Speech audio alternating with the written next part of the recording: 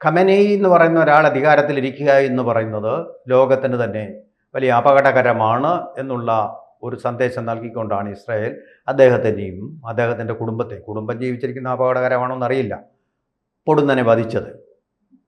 അത് വലിയൊരു അവകാശവാദമായി കൊണ്ടു നടക്കും. ഞങ്ങൾ അവരെ വധിച്ചു, എന്തോ വലിയൊരു നേട്ടം, ഒരു വീര കൃത്യമായിട്ടും ഒക്കെ പറഞ്ഞു. ഓക്കെ, ആയിക്കോട്ടെ. പക്ഷെ ഞാൻ ചോദിക്കുന്നത്, ഇറാനെ പോലൊരു ചെറിയ രാജ്യത്തിനേക്കാൾ അപകടകരമല്ലേ അമേരിക്ക എന്ന് പറയുന്ന വലിയൊരു രാജ്യം, ഏറ്റവും സമ്പന്നമായ ഒരു രാജ്യത്തിൻ്റെ തലപ്പത്ത് ഒരു സ്ഥിരതയില്ലാത്ത തീരുമാനങ്ങൾ എടുക്കുന്ന, സ്ഥിരബുദ്ധിയില്ലാത്ത ഒരു നേതാവ്, പറയുന്നതും പ്രവൃത്തിയുമായിട്ട് പലപ്പോഴും പൊരുത്തപ്പെടാത്ത അവകാശവാദങ്ങൾ ഉന്നയിക്കുന്ന ഒരാൾ, കള്ളം പറയുന്ന ഒരാൾ അധികാരത്തിലിരിക്കുന്നത്. കാരണം ഐക്യരാഷ്ട്ര സഭ, അതുപോലെ തന്നെ കാലാവസ്ഥാ ഉച്ചകോടി തുടങ്ങിയ ലോകത്തിനെല്ലാം തന്നെ പ്രധാനമായിട്ടുള്ള കാര്യങ്ങളിൽ ഫണ്ടിങ് നൽകേണ്ട ഒരു രാജ്യം, ഫണ്ടിങ് നൽകിക്കൊണ്ടിരുന്ന പാരമ്പര്യമുള്ള കീഴ്വഴക്കമുള്ള ഒരു രാജ്യം അതിൽ നിന്നെല്ലാം പണം കൊടുക്കുന്നത് മാറുകയും അവരിപ്പെട്ട തീരുമാനങ്ങൾ അനുസരിക്കാതിരിക്കുകയും അവരുടെ അനുജ്ഞയോ അനുവാദമോ കൂടാതെ യുദ്ധത്തിലേക്ക് നേരിട്ട് പോകുന്ന ധിക്കാരം കാണിക്കുകയും ചെയ്യുന്ന ഒരു ഭരണാധികാരി ലോകത്തിന് അപകടമല്ലേ, യുദ്ധ കുറ്റവാളിയല്ലേ? അവിടെ അമേരിക്ക എന്നുള്ളതിനേക്കാൾ ട്രംപ് എന്നുള്ള വ്യക്തിയാണ് ഒന്നാം പ്രതി. അമേരിക്ക ഒരു രാഷ്ട്രമാണ്. ഓരോ 4 വർഷം കഴിയും തോറും ഒരു പ്രസിഡൻറ്റിനെ അവർ തിരഞ്ഞെടുക്കും. അതൊരു പക്ഷേ മറ്റേതൊരു രാജ്യത്തെക്കാളും വളരെ വിശാലമായ ചർച്ചകൾക്കും വിലയിരുത്തിയും ഒരു തുടർച്ചയായ വിലയിരുത്തലുകളിലൂടെയാണ് തിരഞ്ഞെടുക്കപ്പെടുന്നത്. എന്തടിസ്ഥാനത്തിലാണ് ട്രംപ് ഇപ്പോൾ വീണ്ടും തിരഞ്ഞെടുക്കപ്പെട്ടത് എന്നുള്ളതാണ് ഇപ്പോൾ ലോകം ചോദിക്കുന്ന ഒരു ചോദ്യം. കാരണം ലോകരാഷ്ട്രങ്ങളുടെ മുന്നിൽ അമേരിക്ക എന്നൊരു രാജ്യം ഇപ്പോൾ തലകുനിച്ച് നിൽക്കേണ്ട അവസ്ഥയാണ്. അത് അമേരിക്കൻ ജനതയുടെ കുഴപ്പം കൊണ്ടല്ല, ഇവർ ഒറ്റ വ്യക്തിയുടെ കുഴപ്പം കൊണ്ടാണ്. അമേരിക്ക പോലെ ഒരു രാഷ്ട്രത്തിൻ്റെ തലവനായി നമ്മൾ ആ വാക്കുപയോഗിക്കാമെന്നോ എന്നറിയില്ല, എങ്കിൽ പോലും നമ്മളുടെ സ്വബോധവും സ്വബുദ്ധിയും പ്രവർത്തിക്കാത്ത ഒരവസ്ഥയിലുള്ളൊരു ഭരണാധികാരിയാണോ അദ്ദേഹം എന്ന് അദ്ദേഹത്തിൻ്റെ പ്രവർത്തനങ്ങൾ തന്നെ നമ്മളെ കൊണ്ട് ചിന്തിപ്പിച്ചിട്ടുണ്ട്. അതവിടെ നിയന്ത്രിക്കാനും കഴിയുന്നില്ല. പക്ഷെ ഒരു സമാധാനമുള്ളത്, ഒരാശ്വാസമുള്ളത്, അദ്ദേഹത്തിൻ്റെ ജനപ്രീതി ഓരോ ദിവസം കഴിയും തോറും കുറഞ്ഞുകൊണ്ടിരിക്കുന്നു എന്നുള്ള പ്രതീക്ഷാ നിർഭരമായ റിപ്പോർട്ടുകൾ നമ്മൾക്ക് കിട്ടുന്നുണ്ട്. ഇവിടെ ഈ തമ്മിൽ ഭേദം ആര് എന്നുള്ളൊരു ചോദ്യമാണ് ഇവിടെ ഉയരേണ്ടത്. ഖമനിയേക്കാൾ ആപത്കരം ട്രംപല്ലേ? ഒരു സംശയമില്ല. ഒരു 4-5 ഖമനിക്ക് തുല്യമാണ് ഒരു ട്രംപ്. ഒരു പക്ഷേ അതും അദ്ദേഹം ഒരു അലങ്കാരമായിട്ടായിരിക്കും എടുക്കുന്നത്, നമ്മൾ കാണുന്ന അർത്ഥത്തിലല്ല അദ്ദേഹം അതെടുക്കുന്നത്. ഒരു രാജ്യത്തിൻ്റെ ആഭ്യന്തര കാര്യത്തിൽ അവിടുത്തെ ജനങ്ങൾ ആരെ നേതാവായി അംഗീകരിക്കണം എന്ന് അവിടുത്തെ ജനങ്ങളല്ലേ തീരുമാനിക്കുന്നത്. അതിപ്പോൾ അവിടെ ജനാധിപത്യമാണെങ്കിൽ അങ്ങനെ, ഇനി അതല്ല രാജഭരണമാണെന്നുണ്ടെങ്കിൽ അവിടെ മാറ്റണമെങ്കിൽ അവിടുത്തെ ജനങ്ങൾ അതിനനുസരിച്ച് പ്രവർത്തിക്കണം. ഇത് രണ്ടുമല്ലാതെ പുറത്ത് നിന്നൊരാൾ വന്ന് നിങ്ങളെ ഞങ്ങൾ സഹായിക്കാം, നിങ്ങൾ ഭരണാധികാരികൾക്കെതിരെ യുദ്ധം ചെയ്യൂ, അങ്ങനെ നിങ്ങൾ അധികാരം പിടിച്ചെടുക്കൂ എന്ന് പറഞ്ഞാൽ അത് എവിടെയെങ്കിലും അങ്ങനെ വിജയിച്ചിട്ടുണ്ടോ എന്ന് ചോദിച്ചാൽ ചിലയിടത്തൊക്കെ ചില താൽക്കാലിക വിജയങ്ങൾ ചിലപ്പോൾ ഉണ്ടായിട്ടുണ്ടാകാം, പക്ഷേ അത് അതിനേക്കാൾ വലിയ പരാജയമാണ്. അപ്പോൾ ലോകരാഷ്ട്രങ്ങൾ ഇപ്പോൾ ഒന്നടങ്കം അപലപിക്കേണ്ടത്, നേരത്തെ പറഞ്ഞതുപോലെ ഇസ്രായേലിനേക്കാൾ കൂടുതൽ നമ്മൾക്കിപ്പോൾ അപലപിക്കേണ്ടി വരേണ്ടത് ട്രംപിനെയാണ്. ട്രംപിൻ്റെ അമേരിക്കയെന്നും ഞാൻ പറയില്ല, ട്രംപ് എന്ന ഒരൊറ്റ വ്യക്തിയാണ് ഇതിനെല്ലാം ഇടവരുത്തിയത്. എന്നു മാത്രമല്ല, അമേരിക്ക അഫ്ഗാനിസ്ഥാനിൽ ഇടപെട്ടു, താലിബാൻ കൂടുതൽ ശക്തിപ്പെട്ടു. അതിൻ്റെ ഫലമായിട്ടാണ് അൽ ഖ്വയ്ദ കൂടുതൽ ശക്തിപ്പെട്ടത്. റഷ്യക്കാരുടെയുള്ള പ്രതിഷേധ ഫലമായി വളർന്നു വന്നു അവർ പ്രോത്സാഹിപ്പിക്കുകയും ചെയ്ത ഉസാമ ബിൻ ലാദനെ പോലൊരാൾ അമേരിക്കയിലെ ട്വിൻ ടവേഴ്സ് തകർത്തുകൊണ്ട് 2000 പേരെ കൊല്ലുകയും ലോകമാകെ ഭീകരതയുടെ വിത്ത് വിതയ്ക്കുകയും ചെയ്യുന്ന ഒരാളാക്കി, ഒരു ഭസ്മാസുരനാക്കി അമേരിക്ക മാറ്റിയത്. ഇറാഖിൽ അവരിടപെട്ടു, അതുവരെ സമാധാനത്തിൽ കഴിഞ്ഞിരുന്നു അവിടുത്തെ ഭരണാധികാരി ആയാലും ആയിക്കോട്ടെ. ഇപ്പോൾ ട്രംപിനോടുള്ള നമ്മുടെ വിയോജിപ്പ് പോലെ സദാം ഹുസൈനോട് പലർക്കും വിയോജിപ്പുണ്ടാവാം. അത് ആ രാജ്യം തീരുമാനിക്കേണ്ട കാര്യം, അതിൻ്റെ വിധി, അതിൻ്റെ നിയോഗം.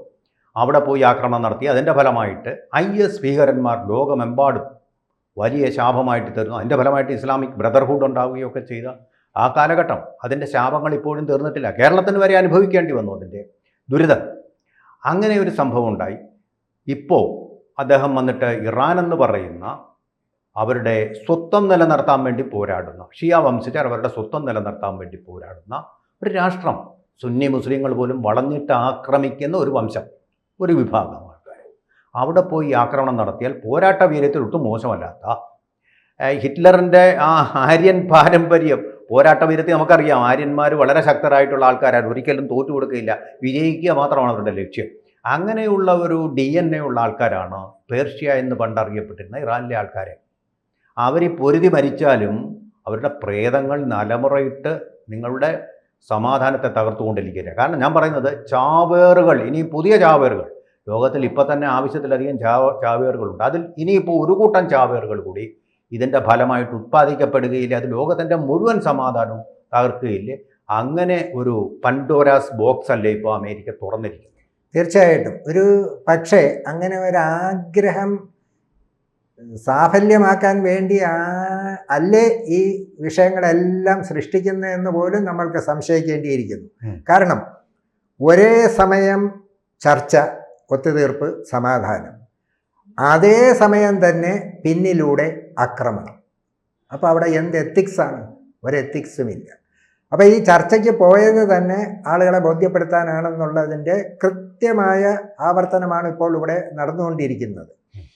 ഇനി അമേരിക്ക ഈ പറഞ്ഞ പോലെ അഫ്ഗാനിസ്ഥാനിലെ വിഷയം, അഫ്ഗാനിസ്ഥാനിൽ അവർ വന്നു, അവിടെ ഒരു ഇസ്ലാമിക ഭരണകൂടം വന്നു കഴിയുമ്പോൾ അവിടുത്തെ പ്രശ്നം എല്ലാം പരിഹരിക്കപ്പെടുമെന്നും പറഞ്ഞുകൊണ്ടാണല്ലോ അഫ്ഗാനിസ്ഥാനിൽ വന്നത്. എന്നിട്ടിപ്പോൾ അവിടുത്തെ സ്ഥിതി എന്താ? അഫ്ഗാനിസ്ഥാനിൽ താലിബാൻ വന്നു. ഇപ്പോൾ അഫ്ഗാനിസ്ഥാനും പാകിസ്ഥാനുമായിട്ടാണ് ആദ്യം യുദ്ധം നടന്നത്. ഇപ്പം നമ്മൾ നോക്കിയാൽ എത്ര യുദ്ധങ്ങൾ ഒരേ സമയം നടക്കുന്നുണ്ട്. ഈ ഇറാൻ യുദ്ധം രൂക്ഷമായതുകൊണ്ട് നമ്പർ 1 അതായിട്ട് പറയാം. ഇസ്രായേലും ഗാസയും അത് നിർത്തിയിട്ടുണ്ടോ? റഷ്യയും ഉക്രൈനുമായിട്ടുള്ളത് എത്ര വർഷമായി? 4 വർഷമായി. അഫ്ഗാനിസ്ഥാനും പാകിസ്ഥാനുമായിട്ട് വേറെ യുദ്ധം. ഇവിടെ ട്രംപ് തന്നെ പറയുന്നു, ഞാൻ 7 യുദ്ധങ്ങൾ, രാഷ്ട്രങ്ങൾ തമ്മിലുള്ള യുദ്ധങ്ങൾ ഞാൻ ഇടപെട്ട് നിർത്തലാക്കി, അതുകൊണ്ട് എനിക്ക് സമാധാനത്തിൻ്റെ നോബൽ സമ്മാനം തരണം എന്ന് നിങ്ങളൊക്കെ കൂടി ആവശ്യപ്പെടണമെന്ന് ഒരു ഭരണാധികാരി ലോക രാഷ്ട്രങ്ങളോട് പറയുന്നതിൽ പരം ലജ്ജാകരമായി ഒരു അവസ്ഥ വേറെ ഉണ്ടോ? ഇരന്നു വാങ്ങിക്കേണ്ട ഒന്നാണ് നോബൽ സമ്മാനം എന്ന് നമ്മളെ പഠിപ്പിച്ചു ട്രംപ്. ഇനി ഞാൻ വേറൊരു കാര്യം കൂടി ചോദിക്കുന്നു. ഇന്ത്യ അതുപോലെ അതിൻ്റെ അസ്തിത്വത്തിന് വേണ്ടി, നിലനിൽപ്പിന് വേണ്ടി നടത്തിയ ഒരു ആക്രമണം ഓപ്പറേഷൻ സിന്ദൂർ, അതിന് യാതൊരു പിന്തുണയും നൽകിയെന്ന് മാത്രമല്ല, ഞാൻ ഇടപെട്ട ആ യുദ്ധം നിർത്തിച്ചു, അതുകൊണ്ട് 200% ജപ്തി ഇന്ത്യയോട് ഈടാക്കുമെന്ന് ആവശ്യപ്പെട്ടു എന്ന് പറഞ്ഞ് വിടുവാത്താൻ പറഞ്ഞുകൊണ്ടിരിക്കുക. അമേരിക്കയ്ക്ക് യാതൊരു ഭീഷണിയും ഇറാനിൽ നിന്നില്ല. പിന്നെ എന്തിനാണ് അവർ യുദ്ധത്തിന് വന്നത്? ഒരു തരം ആ ലോങ് റേഞ്ച് മിസൈലുകളും അവർക്കില്ല എന്നുള്ളത് അമേരിക്കയ്ക്കും പെൻറ്റഗണും അറിയാം, അവരുടെ CIA-ക്കും അറിയാം. പിന്നെ എന്തിനാണ് യുദ്ധം ചെയ്തത്? അവരുടെ മാനസ രാജ്യമായിട്ടുള്ള ഇസ്രായേലിന് വേണ്ടിയാണെന്നോ സയോണിസ്റ്റ് ലോബിക്ക് വേണ്ടിയാണെന്ന് അറിയാമല്ലോ. ആ യുദ്ധം ചെയ്യുമ്പോൾ ഒരു യുദ്ധമര്യാദകളെല്ലാം പാഴാക്കിക്കൊണ്ട് ഒരു മുന്നറിയിപ്പ് നൽകാതെ, ഇല്ല ചേകന്നൂർ മൗലവിയെ ഒരു യോഗത്തിൽ പങ്കെടുപ്പിക്കാമെന്ന് പറഞ്ഞ് വിളിച്ചുകൊണ്ട് പോയിട്ട് അദ്ദേഹത്തെ കൊന്നു ഇല്ലാതാക്കിയതുപോലെ ജനീവയിൽ ചർച്ച നടക്കുമ്പോൾ തന്നെ മറുവശത്തു കൂടി വന്ന് യുദ്ധം ചെയ്യുന്ന മര്യാദകളാണ് കാണിച്ചത്. പോട്ടെ, എന്നിട്ട് ഇദ്ദേഹം നടത്തുന്ന നരഹത്യകൾ അമേരിക്കക്കാർ 3 പേര് വായിച്ചപ്പോൾ ഇദ്ദേഹത്തിന് വലിയ പ്രതികാരദാഹമായി. അതിന് ഞാൻ പകരം ചോദിക്കും, ഏഷ്യൻ വംശജർ മരിച്ചില്ലേ ഇതിൻ്റെ ഫലമായിട്ട്? നിങ്ങളുടെ ഈ എഴുത്തിയാട്ടത്തിൻ്റെ ഫലമായിട്ട് അവരുടെ രക്തം നിങ്ങളുടെ രക്തത്തെക്കാൾ വ്യത്യസ്തമായിട്ടുള്ള രക്തമാണോ? അതുപോലെ പിഞ്ചു കുട്ടികളായിട്ടുള്ള 165 പേരുൾപ്പെടെ ഏതാണ്ട് 2050 500-ലധികം, അതിലൊക്കെ കൂടുതലായിരിക്കും ആളുകൾ ഇറാൻ, അവർക്കൊന്നും ജീവൻ്റെ വിലയില്ലേ? നിങ്ങളുടെ രാജ്യത്തിൻ്റെ മാത്രം, നിങ്ങളുടെ രാജ്യത്തിന് ഒരു ഭീഷണിയില്ലാത്ത രാജ്യത്തെയാണ് നിങ്ങൾ കയറി ആക്രമിച്ചിരിക്കുന്നത്. ഇതെന്ത് മര്യാദ? ഇയാളെ ലോക ട്രിബ്യൂണലിൽ യുദ്ധക്കുറ്റത്തിനെതിരായിട്ടുള്ള വിചാരണ ചെയ്യുന്നത്. അങ്ങനെയുള്ള ലോക കോടതികൾ, അതേപോലെയുള്ള ഐക്യരാഷ്ട്രസഭ പോലെയുള്ള അന്താരാഷ്ട്ര ഏതാണ്ട് 65-70 സംഘടനകളുണ്ട്, അന്താരാഷ്ട്ര സംഘടനകൾ. അതിൽ പകുതിയിൽ കൂടുതൽ എണ്ണത്തിൽ നിന്നും ട്രംപ് പിന്മാറി. വേൾഡ് ഹെൽത്ത് ഓർഗനൈസേഷൻ, കിട്ടും. ലോകാരോഗ്യ സംഘടന, ഉം. അതിന് ഫണ്ട് ചെയ്തുകൊണ്ടിരുന്ന ഒരു രാഷ്ട്രമാണ് അമേരിക്ക.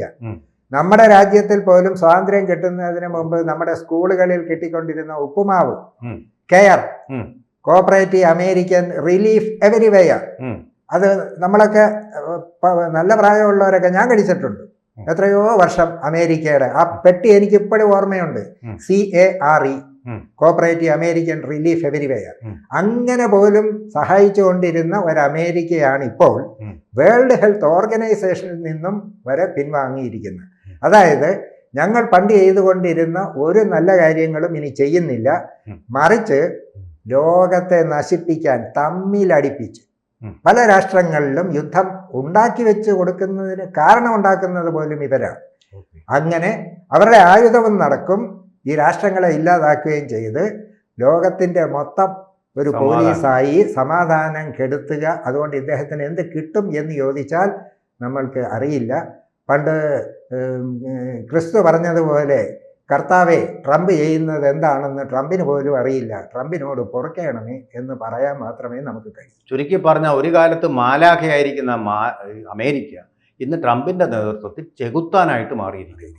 ഇതാണ് സംഭവിച്ചത്. തീർച്ചയായും. കൂടുതൽ വാർത്തകളും വിശേഷങ്ങളും നിങ്ങളിലേക്ക് എത്താൻ ABC മലയാളം സബ്സ്ക്രൈബ് ചെയ്യുക, ബെൽ ബട്ടണും അമർത്തുക.